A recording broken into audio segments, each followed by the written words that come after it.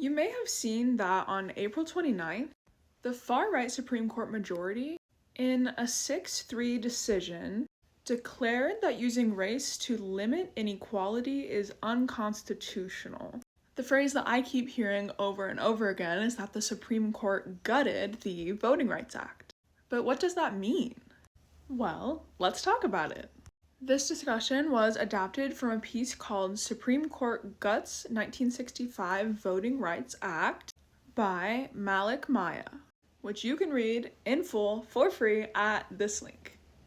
To begin, this ruling reverses 60 years of multiracial progress. In this case, a group of non-African American voters sued the state of Louisiana, saying that they were victims of racial discriminated against because of how Louisiana applied Section 2 of the Voting Rights Act. The majority opinion in this case is supported by Justice Samuel Alito, who, if you remember, also wrote the decision overturning abortion rights, and ultra-right Justice Clarence Thomas, among others. This decision added criteria for overcoming inequality by demanding it necessary to prove racist intentionality. And the justices that signed on to this decision believe that using a criterion based on race to end discrimination is a form of reverse discrimination against white people. And if you recall, this is the same flawed reasoning behind the decision to oppose affirmative action, something else this court has done.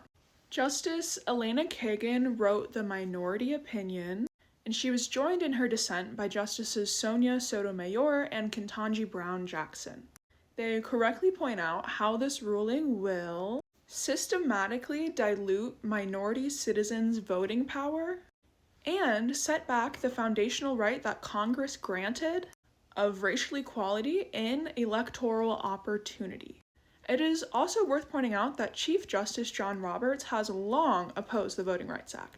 And it probably won't surprise you that his career-long goal to get this overturned started in Reagan's White House, and he has now accomplished his goal. But on the bright side, I guess, because of how devastating this is and will continue to be, civil rights groups have already begun to respond, including the ACLU of Louisiana, the Southern Coalition of Social Justice, the Mississippi NAACP, the Black Votes Matters Fund, and more. Overall, the logic behind this decision assumes that the country is a white-ruled country, and it is clear to see that the aim of Trump and his regime is Jim Crow 2.0.